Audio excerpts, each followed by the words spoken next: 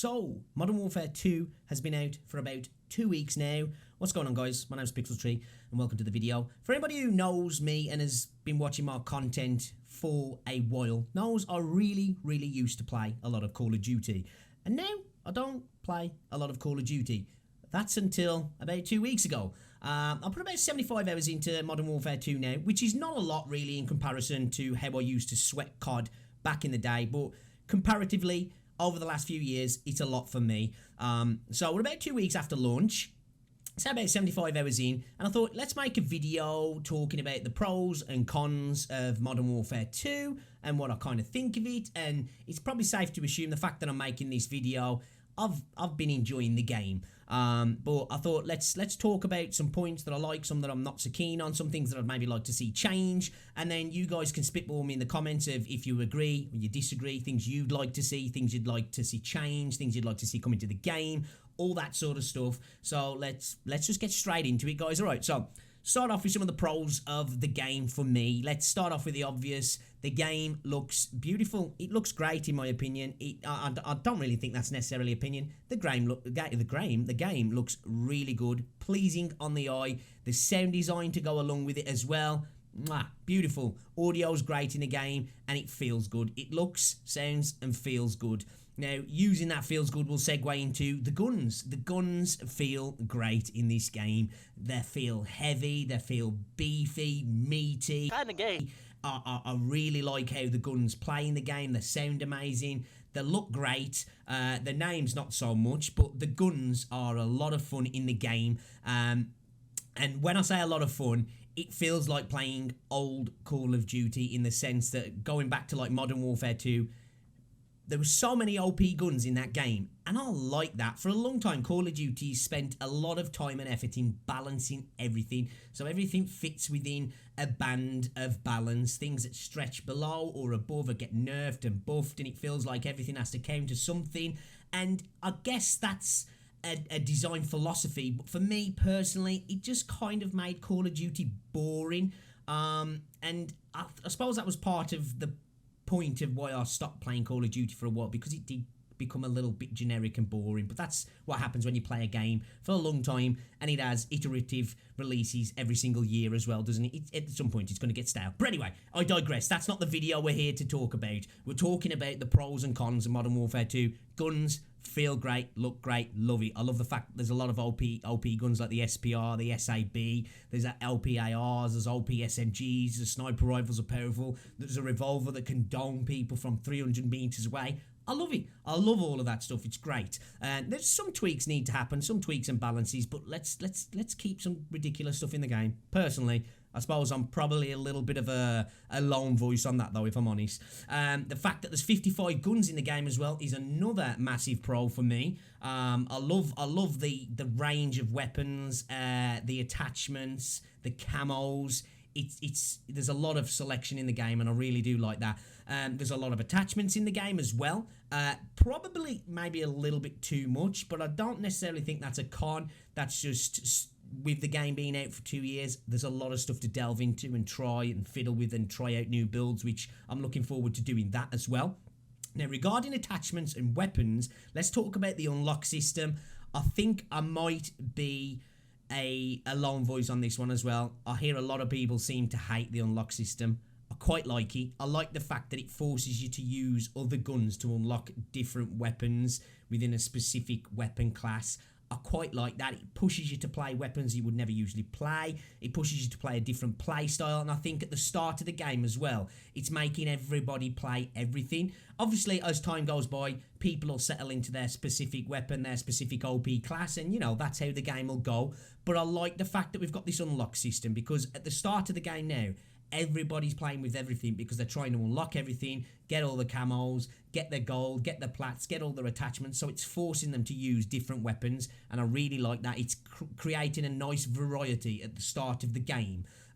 Even though you do see a lot of SPRs and AK-74Us, it's quite a lot of variety at the start of the game, and I like that. I love the fact that we've got good camos in the game as well that we can unlock for a long time now. Now, don't quote me on the last two Call of Duties. Played a little bit of Vanguard, didn't even buy Cold War, and haven't really been playing Call of Duty in any semblance of like game session since Black Ops 3, if I'm honest. So the camos for me, it's great to see camos that are good, that are not locked behind a paywall, and there's lots of camos to unlock for all the guns, and I quite like the way the camo system works. If I'm honest, it's easy to get gold, but it's quite hard to do completionist camos. There's a lot of stuff to do, and I really like that. The camo drives back in Call of Duty. The polyatomic camo looks freaking awesome as well, and there's just a bunch of cool solid color camos, old school like Tiger-esque camos, and I just think there's a bunch of cool camos in the game, and it's nice to see that it gives you something to drive towards your classes and your camos. Awesome, love that. The kill streaks in the game as well are pretty decent. It's nice to see decent kill streaks in the game. Now, once again, I'm coming from a place of ignorance in the last couple of Call of Duties, but it felt like for a long time kill streaks were getting weaker and weaker and weaker to help the lowest level of players feel like they can compete and they don't get rolled over by better players using kill streaks all the time. And that kind of added to the fact of all the weapon balancing, like I said before, that kind of just brought Call of Duty into this flat space and made it less fun. I suppose if you're really bad at the game, it's probably more fun, but for somebody who's semi-competent, who can get kill streaks, it's nice to have good kill streaks. So that's good to have that back as well. And there's plenty of modes in this game also to get your kill streaks in. I'm loving the amount of modes in the game. Now, I am a person who predominantly plays 6v6, play a bit of Ground War, and a little bit of Invasion, but I've only been playing Invasion to do some of my long shots on my Platinum camos. I don't really play Invasion. The game mode is fun. It's a lot of fun, and I like the way it plays, but I'm just not a fan of shooting bots, and the game mode's got a lot of bots, and they are incredibly stupid. Now, it's easy to differentiate people between bots, but still, it's just not really fun shooting bots for me personally. But yeah, ton of modes in the game, more modes coming. Content-wise, this game has got a lot to offer, and that's a good thing, really. There's no doubt about it. This game is value for money in what we're getting, if I'm honest. Now, talking about modes, let's talk about maps. Now, this is less of a pro, but it's still a pro for me, in that I do like Embassy, I do like Farm 18, I do like El Asilo, I think it's called, Mercado Las Almas, and the Breenerg Hotel.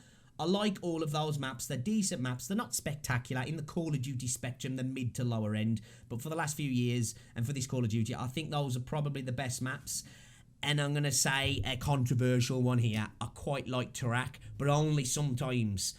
If you're having a good game and the team's on it, Tarak's a fun map to use, especially with marksman rifles. It's great to get kill streaks out like the Chopper Gunner and the AC-130 because it's so open. I like that about it. But if it's one of those maps, if it's not going great for your team, it's quite painful. So yeah, it's a pro, but it's kind of a weak pro for me.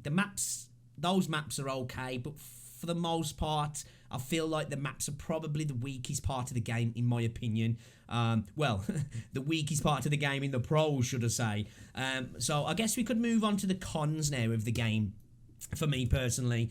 Now, this one, I don't think is because of this specifically, it's because of the skill-based matchmaking, but I think the TTK might be a little bit too low. Well, I think separately the TTK might be a tiny little bit too low. I think it needs to be increased just a little bit, not massively, because I really do enjoy the snipers and marksman rifles in this game, and I kind of want them to stay fun. Now, this is coming from a person who's never been a sniper or a rifle kind of player in video games. I like my ARs, I like my submachine guns. That's kind of my vibe. I like to push, get aggressive with those sort of weapons, but I've been having a blast using snipers and marksman rifles in this game. Every time I pick up a sniper rifle, it feels like I go on a tear, and I really like that. It's fun to use, but I think the TTK might be a little bit too low, and it's exacerbated by the skill-based matchmaking. Now, what do I mean by that? I have noticed with this Call of Duty, more than any Call of Duty for a long time, probably since Modern Warfare 3 for me, that, and I think this is due to the skill-based matchmaking, that you were in really iffy lobbies sometimes. And I've noticed it because I've been doing my marksman camos of using the EBR and the TAC-M. They're semi-automatic weapons, so it's usually a two-shot kill, instead of like the SPR and the SAB where it's a one-tap, you don't notice it, is that I will get into gunfights, I'll let off two shots, I'll even get hit markers sometimes, and then before I've even seen their muzzle flash, I am dead. I'll watch the kill cam. Now, I know the kill cam is a representation of what happened. It's not exactly what happened, but I'll watch the kill cam. I don't even let any shots off at them. I don't do any damage to them, and they kill me on like their 4th or 5th bullet. It's not the insta-death off the first bullet on my end. So it's obvious that I'm slightly behind, and I'm finding that it's like more exacerbated or more exaggerated, should I say, when I'm in a game where I can tell the skill-based matchmaking's kicked in, because you can tell when you're playing against people who are better than the people who were in the previous lobby. So when I notice that, okay, the skill level stepped up here, the connection level goes down, and that's incredibly frustrating. Not only are you playing against better people, your connection's worse, but then you'll find yourself watching kill cams that didn't happen anywhere near how you thought happened. And it's obvious that it happened a little bit more like the kill cam because they won the gunfight, and it wasn't necessarily a case of, okay, I just lost that gunfight. It was, I lost that gunfight because I was literally however many milliseconds behind what I actually thought I was. And I've noticed it with the marksman rifle sometimes when I'm shooting people as they're running away. I'm getting no hit markers when I know for a fact I'm on target, but I'm probably shooting a ghost because they're not probably there. They're probably like a couple of pixels ahead of where I'm shooting, if that makes sense. So I think that mixing with the TTK can be quite a rough time sometimes, but I think that's all down to the skill-based matchmaking. I think if that wasn't there, the TTK wouldn't seem as bad, even though it's still a little bit low. So I think what I'd like to see is the skill-based matchmaking. If it's not removed when rank comes, I'd like to see it loosened at least because I think it's a little bit too tight. That's the priorities, the skill-based matchmaking, of course, it's the priority at the minute, but it's so tight that you end up being in really rough lobbies because it wants you to be as close to the people in the lobby as you can be, so everybody's on a 1 KD, that you get a lot of those deaths happening, and it's not because you were beat, it's because the game kind of just done you over, really. So yeah, the skill-based matchmaking inclined with a low, incorporated with a low TTK can mean bad times sometimes.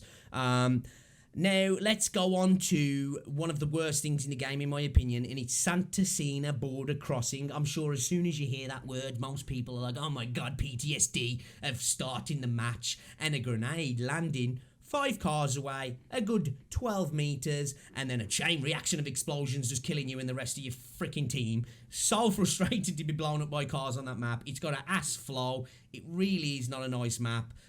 Sometimes you can have glimmers of fun when you're like kind of moving between cars, crouched down, and it's almost like I'm playing a campaign, so to speak, almost. But yeah, that's like 5 seconds out of 10 games maybe that you actually feel that. The rest is just like, I'm not having fun on this map, especially if you're on the end of a losing game, and it's even more so if the game's putting into a game that's halfway through and there's kill streaks in the air and you're getting rolled and all that sort of stuff. All I can say for that map is it's good for kill streaks because it's nice and open, so I suppose that's a positive of that. Now, let's go on to the UI. It's trash. It's absolutely terrible. I can't get over how bad the UI is. It's just horrendous. It's convoluted. There's so much more information could be put onto screen and in such a better setup. Your friends list is annoying to navigate. It's this bad that when they were doing the Warzone 2.0 event, I think it was Courage's stream I was watching, they were having issues with the audio that they couldn't hear the teammates in the party, and they couldn't figure out how to unmute the teammates in the party. So they had to ask a dev to come over to do it, and the dev struggled for probably 60 seconds plus to unmute them. If a developer of a video game struggling to find out to unmute people in the party, I think you've got a problem with UI, a major problem, if you're going to expect then new players to come in and sort all that stuff out, and then when they've figured it out, it's still to be multiple clicks to do that sort of stuff. Not very nice at all. So I'd like to see the UI complete overall for that, actually. Complete overall, not just a little a little tweak. It needs to totally be changed, in my opinion.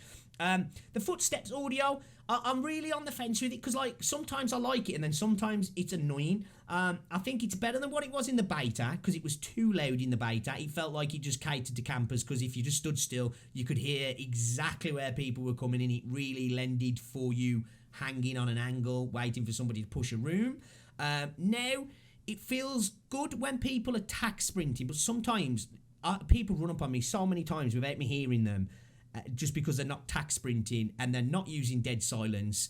I feel like that needs a slight tweak, but I don't have an opinion on how it could be fixed, because my opinion on what the issue with it is not fully consolidated yet. I just know there's a bit of an issue there sometimes, if that makes sense. Ghost's not great as well, is he? And silencers are kind of pointless now beyond the stats on the gun, really, which is kind of weird. That's something that I think probably will change over time. And the maps as well. The maps are not great, even though I did put Embassy Farm 18, Turak, El Asilo, Mercado Las Almas, and Breenerg Hotel in the pros. They're like weak pros, if that makes sense, and the rest of the maps, not great. There's Serif Bay on Ground War. The rest of the maps are kind of like mid to low tier maps, in my opinion. If you put them in with all the Call of Duties from the past, they're real low tier, but they're not terrible. So yeah, that's kind of my views on Call of Duty Modern Warfare 2, guys. Let me know if there's anything you think I've missed that I should speak about.